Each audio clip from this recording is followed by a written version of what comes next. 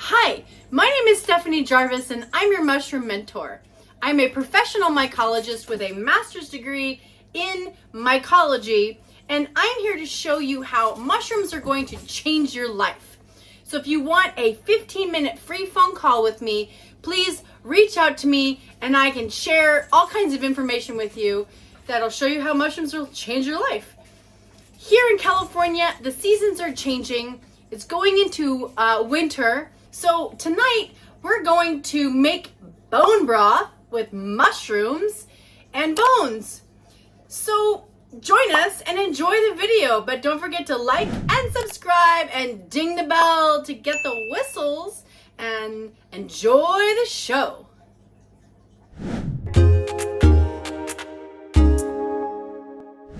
So when you cut your onions, you don't need to cut them really small, because what you're going to do is you're going to add all the ingredients into the stock pot.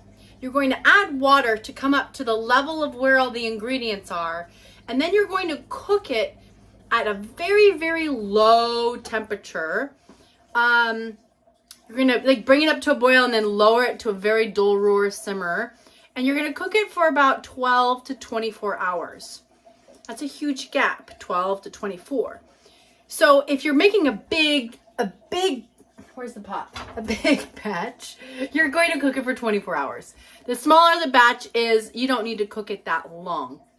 When you're done cooking, you're going to strain all of the stuff out. So if you make lots of little pieces, then you have more little pieces to take out. So for your onions, I cut them in half and then I cut them into quarters.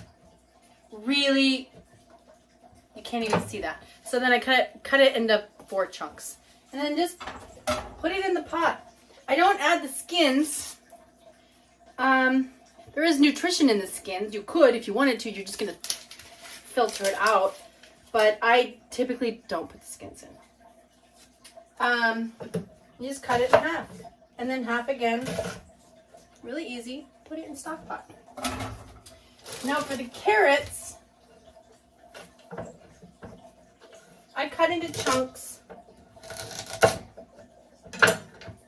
You know, just cut into chunks.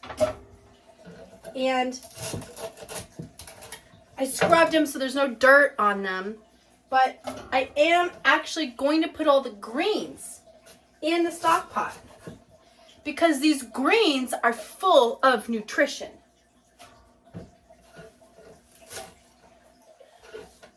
Putting all the greens in. For the turmeric, I don't usually use ginger because that gives an immediate ginger flavor to anything you're going to use the stock to cook with, but it also makes it a little bit spicy. And you want to keep it really bland, so it depends on what you're going to use your stock for.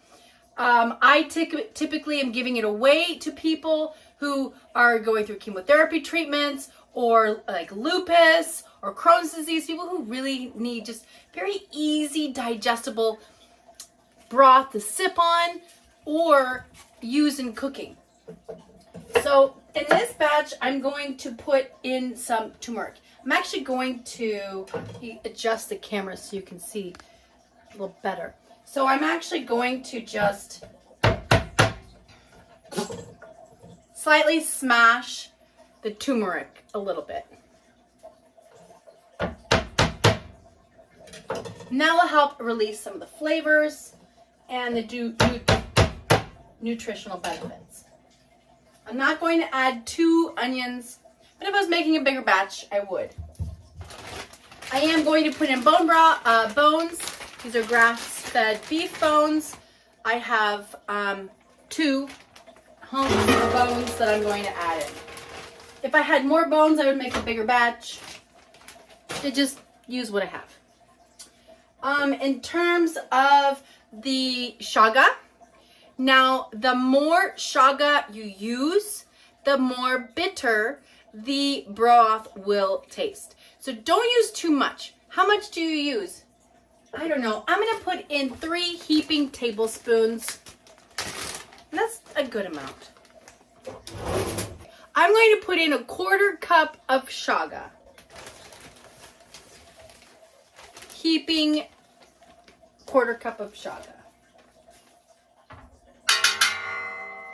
Now, if you don't have ground chaga, which I didn't buy this. This is actually a friend of mine in Vermont who collects chaga specifically for me off her land, and then she pulverizes it for me. If you just have a chunk of chaga that you got off the internet, you can take it with a hammer and you can smack it and it'll break it into smaller chunks. And you can actually use this again and again in bone broth. You can use it, I don't know how many times, but I've used it like 6 times. It seems to still give out its bitter essence. So that means it's still giving off nutritional value. Okay. Now for Ganoderma, this is also as hard as a piece of wood. This was collected off a tree. It dried on my back porch. It doesn't have any dirt or bugs crawling on it. So I'm just going to stick this whole thing in the pot. I'm actually going to put in 2. This is actually a different species of chaga. This is Oregonense. This is an Oregon Ganoderma. There's no bugs or dirt, mostly, on it. So I'm going to throw this one in too. So I collect turkey tail and I will throw this in. But sometimes the turkey tail tends to rot a little bit on the back porch. It does rehydrate if there's any moisture in the air. You definitely don't want that. I saw some earlier. See, it's starting to mold. You don't want to add this to your stock pot.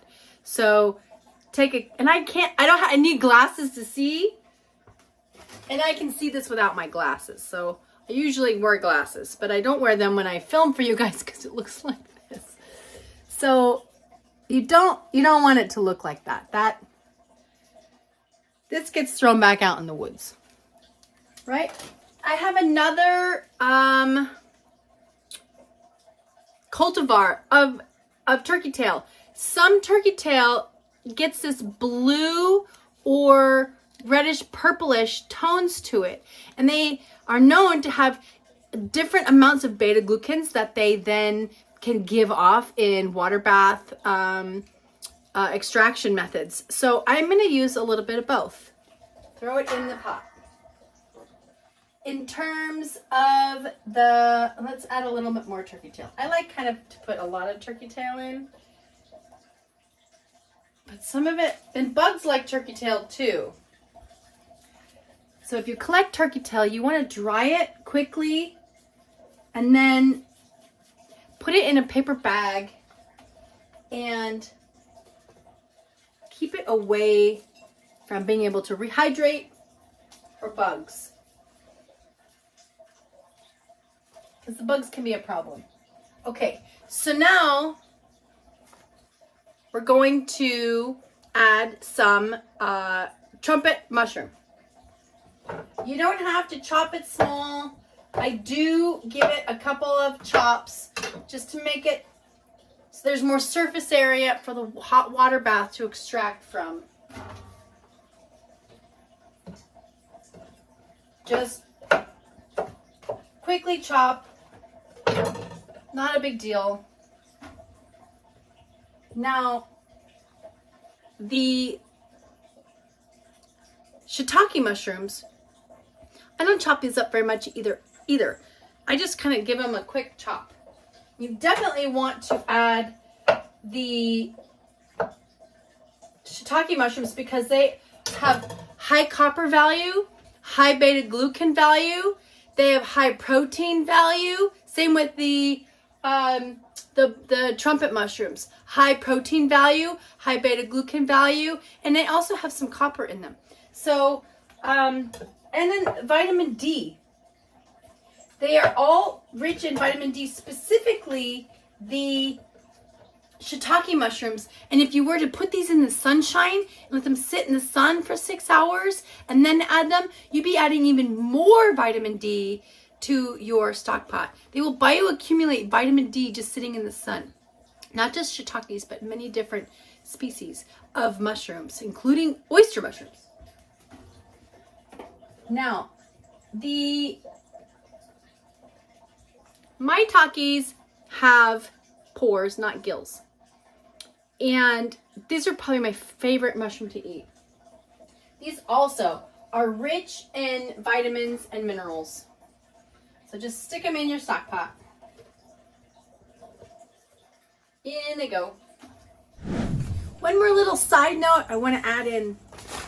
When you're buying mushrooms at the store, you always want to put them in a paper bag. Paper bags can breathe. They're not plastic. Plastic bags will make your mushrooms sweat and also can cause any bacteria that's on them to start multiplying and growing, and then they will rot very, very quickly. Any mold on your mushrooms also likes the moisture inside the paper bag. Sorry, any mold that could be on your mushrooms likes the moisture inside the plastic bag.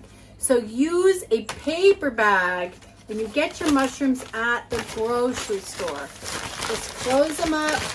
It helps keep them a little bit dry, and then put them in the fridge, which is a dry place. Something else, you don't have to use all of these mushrooms that I used for this recipe I threw together. I just went to Whole Foods, and got all the different fresh mushrooms that they had for sale, and then the chaga, the turkey tail, and the Ganoderma I collected myself and from the wild. Something else you can do if you have these items, you can actually buy pulverized powdered material from Paul Stamets, and there's other vendors online. I'm not a affiliate of Paul Stamets, but you can get him. I have a link below to get Stamets Host Defense, but there are other brands out there. I just really like that he grows his on rice, which is gluten-free, and so that goes good with my system. So anyways, you can, and then put these powdered, just like put the powdered chaga in, you can put powdered Stamets 7, Stamets turkey tail, lion's mane. They didn't have any lion's mane at the store tonight when I grabbed mushrooms for making this video, but if they had lion's mane, I would definitely have put lion's mane in the pot. So just get what you can get, and you can order stuff online and get it ahead of time, and just put it together, and you know, just put it together. Here's the inside of the stock pot. Just everything piled up. Adding water. I mean, this is so simple. Add water. Okay, we need some more water. I'm gonna add a little more water. We have quite a bit of water in here.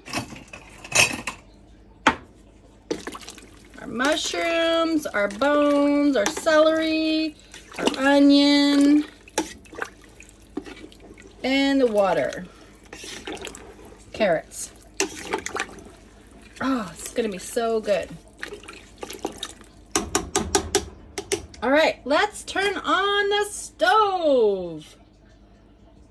So before you call it a night on your cooking your bone broth, I always like to put a lid on it, but I leave it slightly cracked so that you can get a little bit of steam, because you do want it to reduce a little bit. And then the next day, if you're going to work and you don't want to leave the stove on, you can push it to the back and you can continue cooking it again when you get home from work. I'm just going to leave it on very, very low and slow while I'm out of the house tomorrow. I'll actually have it on the back burner and just really, really low. It'll be fine all day. Something else to keep in mind, if you want to eat this as a soup the next day, you can totally do so.